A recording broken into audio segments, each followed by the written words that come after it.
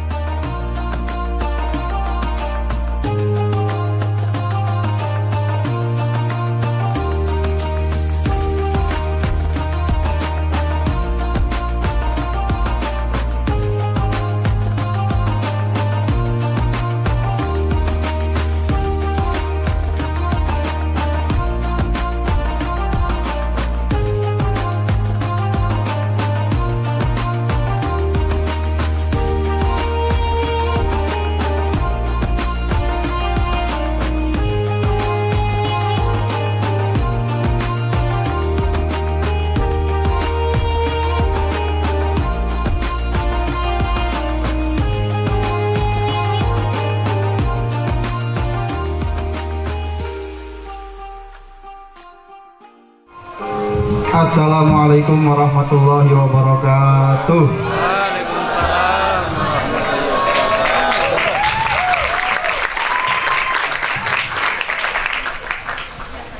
Lemes. Yang belakang nggak ada yang tepuk tangan, Pak. Ulangi ya. Assalamualaikum warahmatullahi wabarakatuh.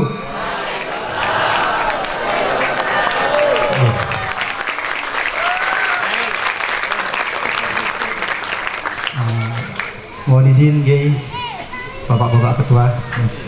Di sini kami ingin menampilkan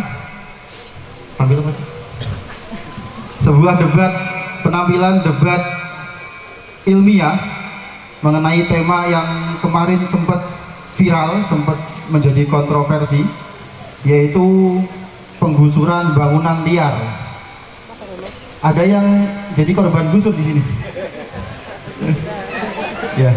Jadi tentang penggusuran korban penggusuran bangunan liar yang diinisiasi oleh siapa, Pak? Ada yang tahu? Bapak Aing ya, Bapak Aing, Mang Haji Udin ya, KDM Kang Deddy Mulyadi. Nah itu mungkin Bapak dan Ibu sekalian di kepalanya sudah ada sudut pandang perspektif mengenai kebijakan yang kontroversi ini.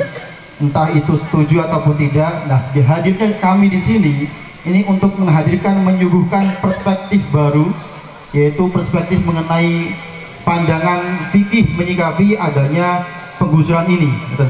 Jadi bukan kok bermaksud untuk menjudge ini kebijakan salah atau tidak, bukan.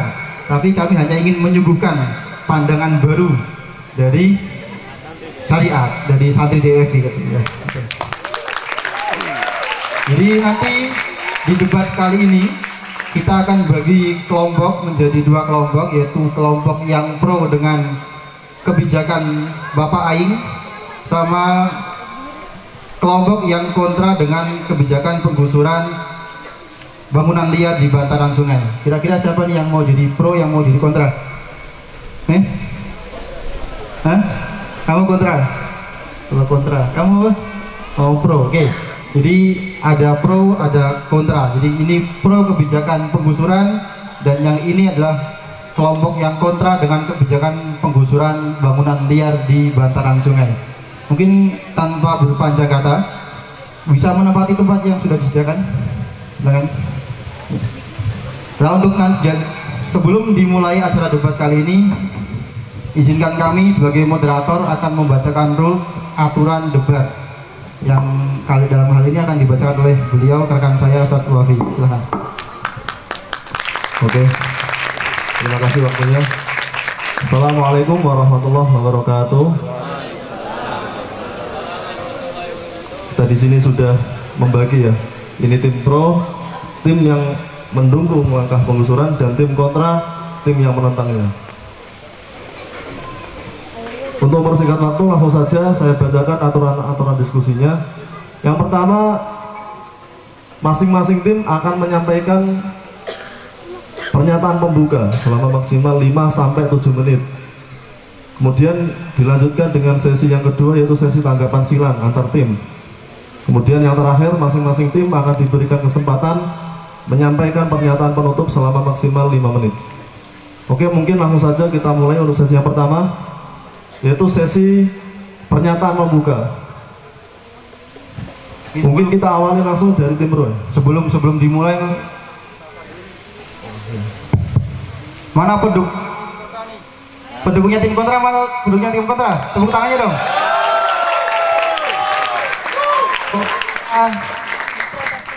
Pendukung tim pro mana pendukung tim pro, tepuk tangannya. Mungkin bisa dimulai dengan argumen pertama, monggo.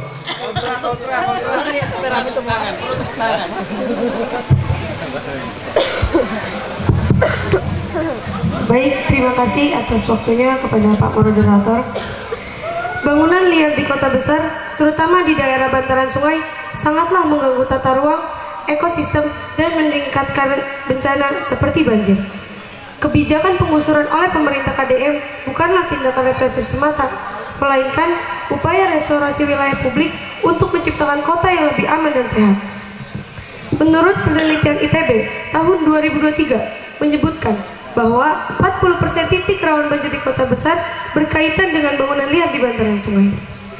Bangunan liar dapat merusak aliran sungai, mengurangi daerah resapan air, dan memperparah dampak banjir. Kebijakan penggusuran bertujuan untuk mengembalikan fungsi wilayah publik sesuai peruntukannya, bukan sekadar mengusir warga. Tanpa adanya penertiban, urban sprawl atau perluasan liar akan terus terjadi dan dapat merugikan masyarakat luas. Terima kasih. Oke, terima kasih atas pernyataan pembuka dari tim pro. Langsung saja kita simak pernyataan pembukaan dari tim kontra. Atas perwakilan tim kontra, saya persilahkan. Terima kasih sebelumnya kepada Pak Moderator. Data tersebut memang tidak salah, akan tetapi pertanyaannya sekarang adalah siapa yang bersalah?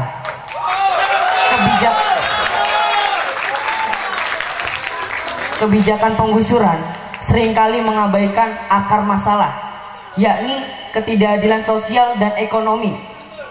Warga pemilik bangunan liar adalah korban dari sistem yang tidak menyediakan akses ke perumahan yang layak. Kebijakan top down tanpa partisipasi masyarakat terdampak bersifat otoriter dan tidak adil.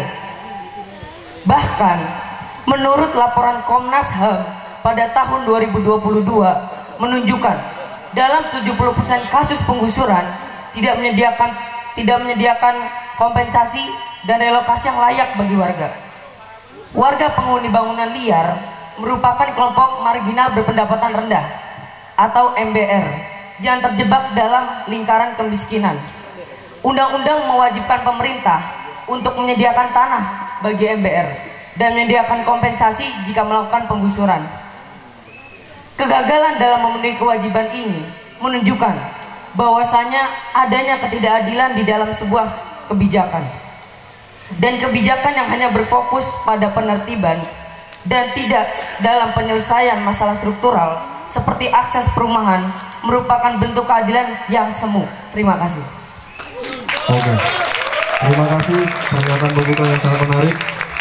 Langsung saja kita masuk ke sesi yang kedua, yaitu sesi tanggapan silang antar tim. Nanti tim pro akan menanggapi argumen dari tim kontra. Mungkin langsung saja tim pro, silakan ditanggapi. Baik, terima kasih atas waktunya Pak Moderator. Saya ingin menanggapi pendapat dari tim kontra. Jadi, tetap saja mendirikan bangunan liar di bantaran sungai bukanlah menjadi solusi. Saya sangat mengganggu tata ruang dan ekosistem. Bantaran sungai juga tidak diperuntukkan untuk membangun suatu bangunan. Hal ini sejalan dengan keterangan salah satu ulama, yaitu Imam Romli. Baik, bisa dilihat di sini ibarat yang akan saya bacakan. Beliau mengatakan, laubunia jika dibangun fi hariman nahru di bantaran sungai, apa binaun bangunan, wakofa. Sabar, nanti tunggu dulu, jeda sebentar. Bentar. Sabar. Nanti dulu. Nggak bisa, harus sekarang Pak Ustadz. Nanti. Ini Kuping saya sudah gatal dengan harokat yang salah. Sabar dulu. Saya ingin merevisi harokat yang barusan dia ucapkan tadi, salah. Nanti ada waktunya nanti. Oke, siap. Lanjut dulu. Lau bunyiya jika dibangun fi hariman nahru di bantaran sungai, apa binaun bangunan, waqafa dan mewakafkan siapa orang hu kepada bina, masjidan kepada masjid, fa innahu maka sesungguhnya bina batilun adalah batal, di annahu karena sesungguhnya bina mustahakun adalah berhak dizawali untuk dihilangkan. Yang artinya, jadi bahwasannya dilarang mendirikan bangunan liar di kawasan yang terlarang seperti di tepi sungai meskipun bangunannya adalah masjid. Al-Hasyah Jamal halaman 157. Terima kasih. Ya, ternyata dari tim pro penggusuran ya, telah menampilkan dalil yang diambil dari kitab Hasyah Jamal ya. Ini bisa dibaca bareng-bareng. Monggo ada yang mau bisa dia baca gitu ya. Tadi sudah dibacakan bahwa ternyata Imam Romli dalam kitabnya itu mengatakan bahwa membangun bangunan liar di bantaran sungai itu tidak diperbolehkan. Bahkan andaikan kalau ada bangunan yang didirikan di bantaran sungai, maka statusnya adalah mustahakun lizawal, berhak untuk dihilangkan. Semacam itu ya. Oke. Tepuk tangannya dulu dong buat tim pro. Silakan. Tadi mau ngomong apa Kang Benzema tuh? Belum selesai kok ya. Dari foto. Mau ngomong apa? Silakan. Nih, saya ingin mengiskal, tapi teman saya yang menjawab. Makasih Kang. Saya kok nggak habis pikir ya sama Mbak tim pro ini. Gayanya tuh gede banget mau iskal kita pakai dalil. Pas disuruh baca, harokatnya tuh malah salah. Kukira jago, nyatanya pelanga-pelongo. Mana yang salah? Ya bapak-bapak, ibu-ibu bisa kita lihat di sini di dalam lafaz fi harimin nahri, fi harimi. Fi itu merupakan huruf jer, sedangkan harimi merupakan isim mufrad. Qaidahnya, kalau ada kalimat isim yang kemasukan huruf jer, maka i'rabnya menjadi jer. Dan karena lafaz harim di sini merupakan isim mufrad, maka jernya itu menggunakan kasroh, bukan menggunakan fathah. Seharusnya Mbak Nike itu bacanya fi harimi, bukan fi harima. Paham? Seperti yang tercantum di dalam kitab Al-Jurumiyah. Bismillahirrahmanirrahim. Wa huruful khafdi wa hiya min wa ila wa an wa ala wa fi wa ruba wal ba'u wal kafu wal lamu. Wa huruful qasami wa hiya al wa'u wal ba'u wat ta'u. Dan di dalam kitab Al-Imriti yang berbunyi Bismillahirrahmanirrahim, fafid bi kasrin ma minal asma urif fi raf'ihi bi dhammi haitsu yansarif. Cukup. Sebentar Pak. Oh, mau menambahi? Ya, saya ingin nambahin sedikit Pak. Oke, Tadi. Silakan. Tadi ya Mbak, kalau saya nggak salah dengar, tapi memang bener nggak salah. Pada lafaz an-nahri, ya.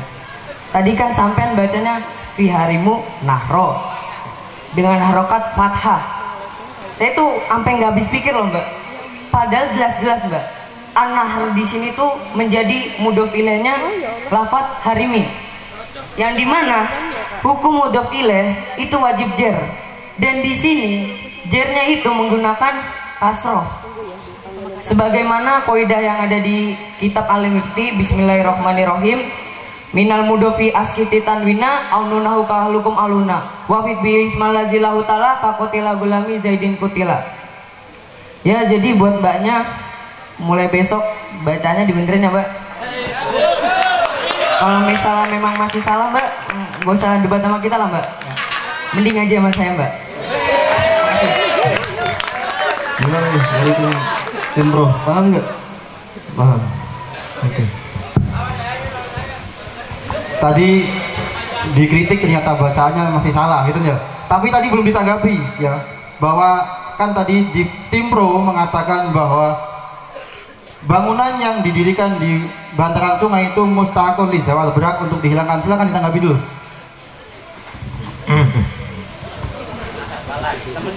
Terima kasih waktunya Pak Moderator. Saya ingin menyangkal argumen dari tim pro. Silakan. Mengenai bangunan liar di tepi sungai. Menurut mereka, bangunan liar sangat mengganggu ekosistem, betul? Iya, saya paham, mengerti. Lalu bagaimana dengan nilai rahmah kasih sayang? Merupakan inti dari ajaran agama Islam. Dalam Al-Quran, surat Al-Balad, ayat 11 sampai 16, Allah berfirman yang berbunyi, A'udzubillahi minasyaitonirrajim. Bismillahirrahmanirrahim.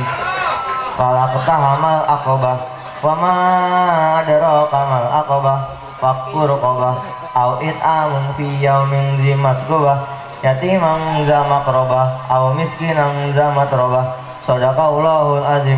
Artinya, sesungguhnya Allah memuji orang-orang yang membebaskan budak, memberi makan fakir miskin, dan menolong kaum duafa.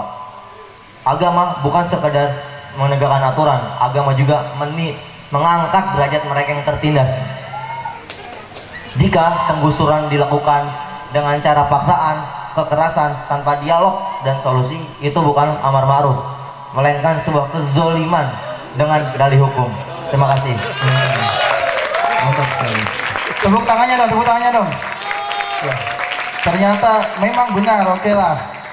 Jika bangunan di atas bantaran sungai itu mustahakun dizawal, berhak untuk dihilangkan. Tapi gimana dengan nilai rahmat Islam itu? Yang mana Islam juga mengangkat derajat mereka, orang-orang yang terdolimi, orang-orang yang du'afa, kaum-kaum lemah. Yang dalam hal ini adalah mereka yang tidak mampu, yang tidak punya akses untuk memiliki rumah yang layak. Betul ya? Itu juga harus dipertimbangkan. Ya silakan ditanggapi lagi oleh tim pro penggusuran. Baik, terima kasih untuk waktunya. Namun, memang kenyataannya seperti itu. Bahkan ulama sangat ekstrim dalam menyikapi hal ini dengan mengatakan boleh menghancurkan bangunan meskipun itu berupa masjid jika didirikan di atas bantaran sungai.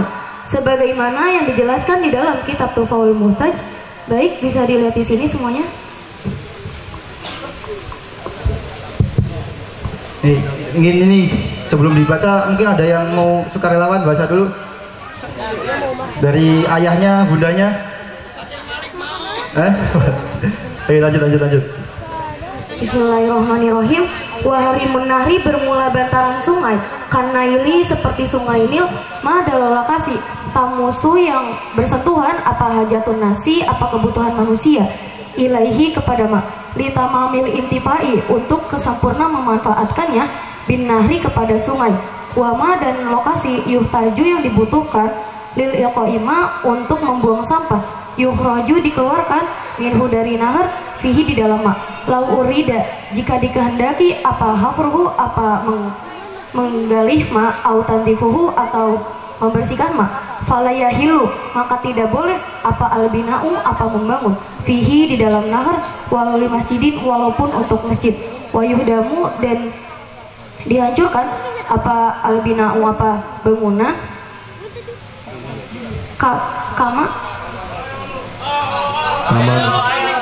seperti keterangan nakola yang mengkutip ilahi kepada ijma'ul madhahibi apa kesepakatan madhab al-arba'ati yang 4.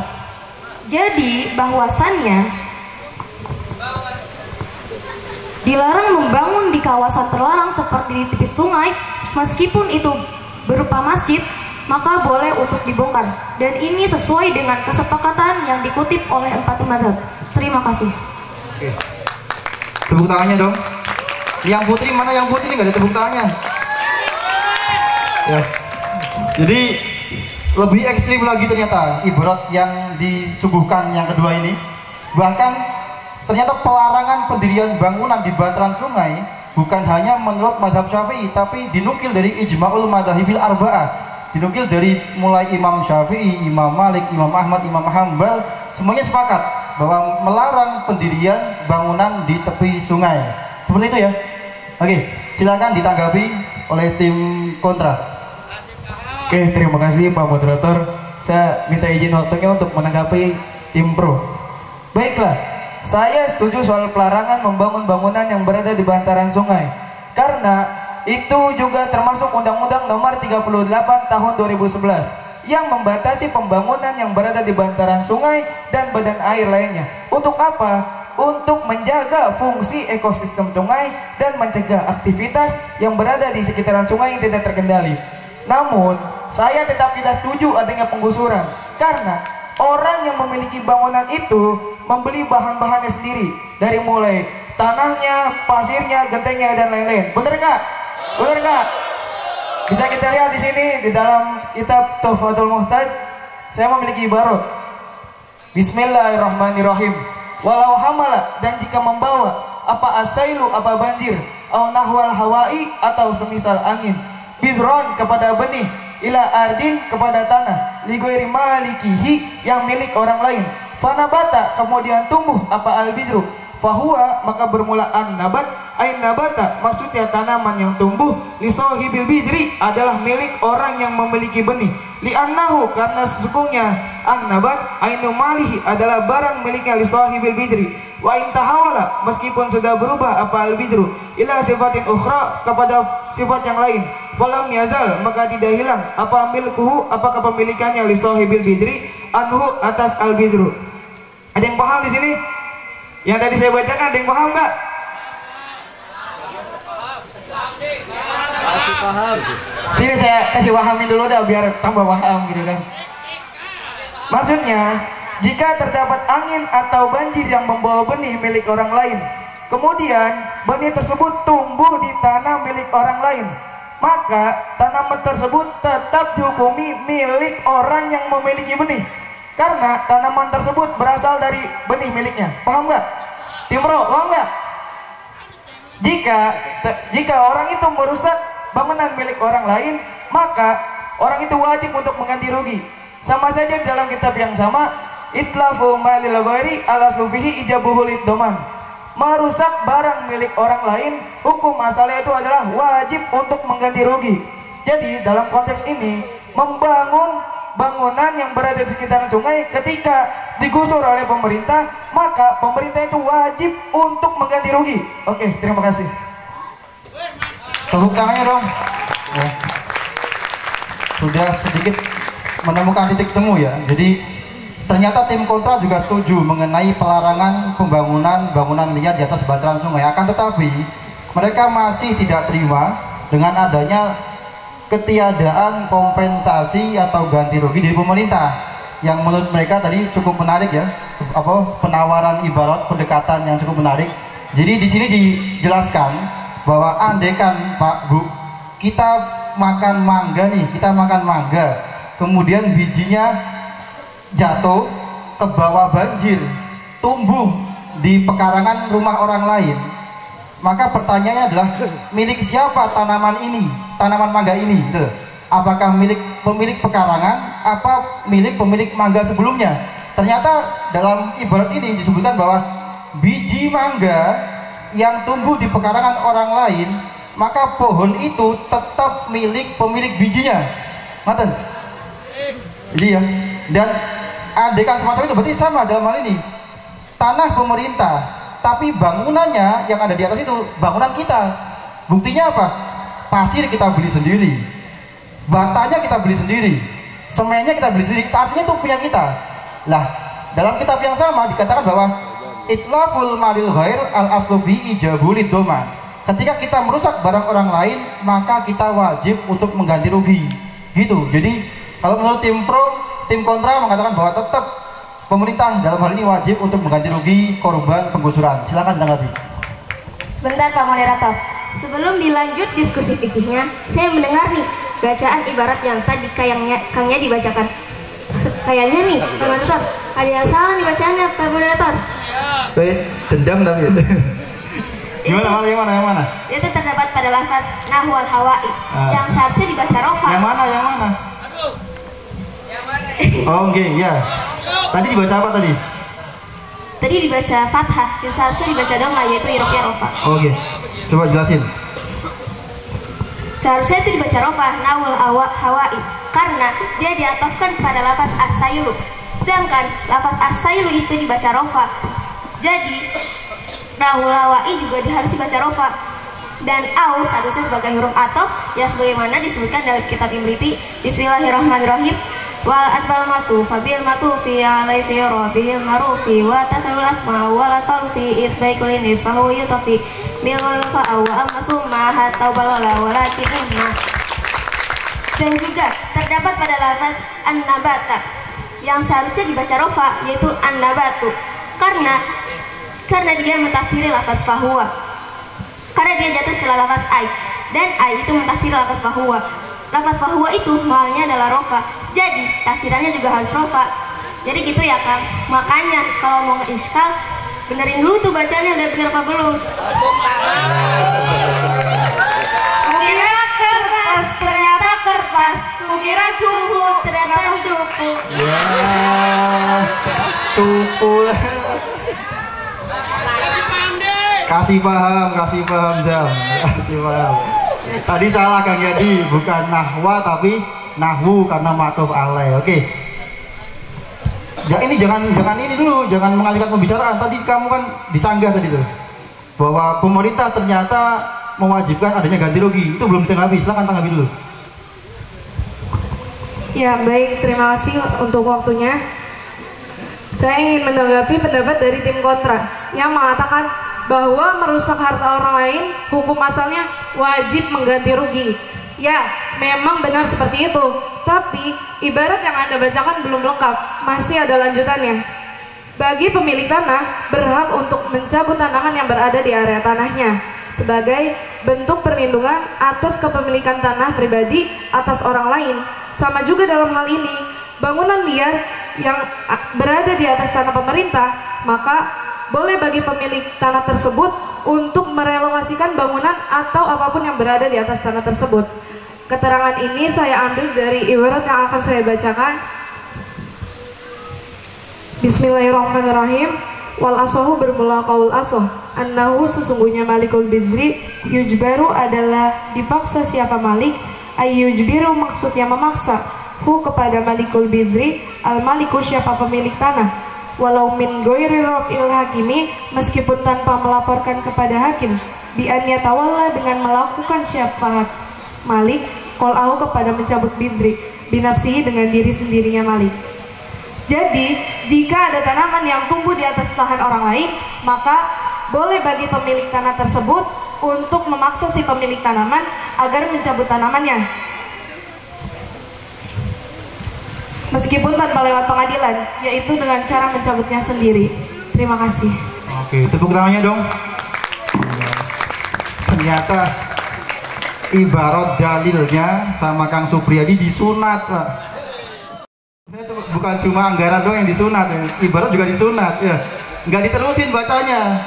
Di bawahnya ada Kang, ya. Di bawahnya ada. Ternyata bagi pemilik tanah sebagai bentuk perlindungan atas kepemilikan tanahnya itu boleh untuk mengambil merelokasi apapun yang ada yang tumbuh di atas tanah milik pribadi. Betul.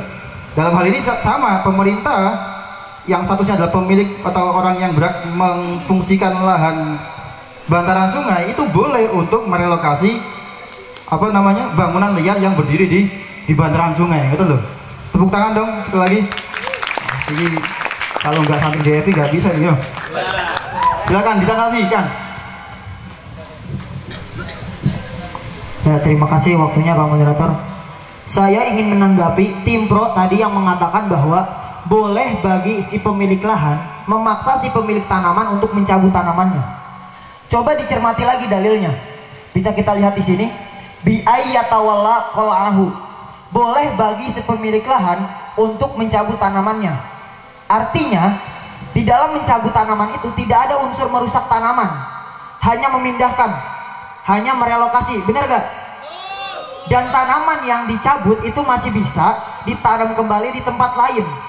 Hal ini yang seharusnya dilakukan pemerintah di dalam merelokasi atau mencabut rumah. Jadi rumahnya itu dipindahkan ke daerah lain dengan catatan jika memungkinkan. Namun kenyataannya pemerintah justru merusak rumah tersebut. Artinya apa? Seperti yang Kang Yadi sampaikan tadi, itlafu malil ghairi al aslu fihi ijabuhu liddoman. Hukum asal merusak harta milik orang lain adalah wajib untuk diganti. Berarti di dalam konteks ini seharusnya pemerintah itu wajib untuk mengganti seluruh rumah yang sudah dihancurkan. Terima kasih.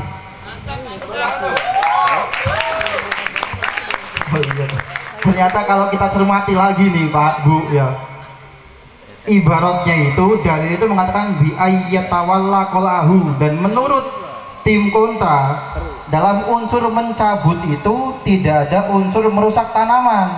Tanaman yang dicabut masih bisa ditanam di tempat lain. Ngeten. Harusnya sama yang dilakukan oleh pemerintah, mencabut rumahnya. Bisa nggak mencabut rumah itu? Tapi ternyata bukan dicabut, malah dihancurkan. Ya gitu ya. Dihancurkan. Ya, artinya dalam hal ini ada unsur merusak harta orang lain dan itu wajib untuk mengganti rugi. Gimana? Lanjut ya? Oke, mungkin kita cukupkan sampai di sini aja. Iya, soalnya kalau dilanjutkan akan melebar kemana-mana nanti. Dan untuk mempersingkat waktu juga. Ya ini Bu, Pak ya, disclaimer ibarat-ibarat ini itu murni mereka sendiri yang mencari. Jadi di DF ini kita kebetulan ada namanya tim penulis ya, tim penulis yang sudah menulis beberapa artikel yang bisa dicek itu di Pak Deni di website ya, websitenya Darul Fuqaha Indonesia. Itu ada tuh hasil pemikiran anak-anak ini dari mulai hukum vasektomi, hukum mendirikan bangunan liar, terus apalagi yang menulis bugot itu pemberontakan, hukum kita mengkritik pemerintah. Itu mereka sendiri yang menulis dan mencari dalilnya sendiri. Tepuk tangannya dong. Ini perasaan dulu zaman saya SMP masih plonga-plonga. Ini sudah nyari ibarat dulu, kan keren aja. Mungkin silakan dilanjutkan, Pak. Oke, mungkin langsung kita akan lanjutkan sesi yang terakhir aja ya, yaitu sesi closing statement.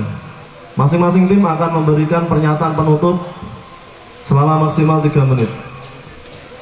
Mungkin tim pro untuk mengawali ya. Silakan tim pro. Terima kasih wewenang-wenang, melainkan bagian dari kewajiban negara untuk menjaga keteraturan dan hak publik. Maka dalam rangka menegakkan ketertiban, menjaga lingkungan, dan memastikan masa depan kota yang sehat, penggusuran bangunan liar adalah langkah yang sah dan perlu. Terima kasih. Oke, terima kasih atas pernyataannya. Mungkin langsung saja bagi tim kontra untuk menyampaikan pernyataan penutupnya. Saya persilahkan. Oke, terima kasih Pak Moderator. Kami tidak membenarkan pendirian bangunan liar, tetapi kami juga tidak membenarkan tindakan penggusuran yang merusak dan tidak manusiawi. Dalam pandangan ilmiah dan keadilan sosial, penghuni bangunan liar adalah korban sistemik, bukan pelanggar semata. Islam mengajarkan kita dengan rasa kasih sayang, keadilan, dan tidak menyakiti kaum yang lemah. Terima kasih. Mau menambahkan perkataan saya. Oke, silakan. Dan juga dalam konteks ini, merobohkan rumah warga tanpa solusi relokasi bukanlah amar ma'ruf, melainkan sebuah kezoliman dan juga tidak berkeprimanusiaan. Pemerintah wajib menyediakan alternatif dan mengganti rugi atas harta mereka yang telah dihancurkan. Maka solusi bukan semata menggusur, tetapi membina dan memberdayakan. Sebuah kebijakan harus berlandaskan bukan hanya pada hukum, tetapi juga pada keadilan dan kemanusiaan. Terima kasih. Terima kasih kepada kedua tim atas diskusi yang sangat dinamis dan penuh wawasan. Isu penggusuran bangunan liar memang sangat kompleks, melibatkan aspek hukum, sosial, lingkungan, dan kemanusiaan. Semoga diskusi hari ini bisa menambahkan wawasan bagi kita semua bahwa kebijakan yang baik adalah kebijakan yang memperhatikan aturan dan keadilan secara seimbang. Itu ya, mantap itu closing statement dari Benzema itu ya. Kebijakan bukan hanya yang berlandaskan pada hukum, akan tetapi keadilan dan kemanusiaan. Itu keren sekali itu. Tepuk tangan dong. Ya, udah Pak. Ini tutup ya. Tutup.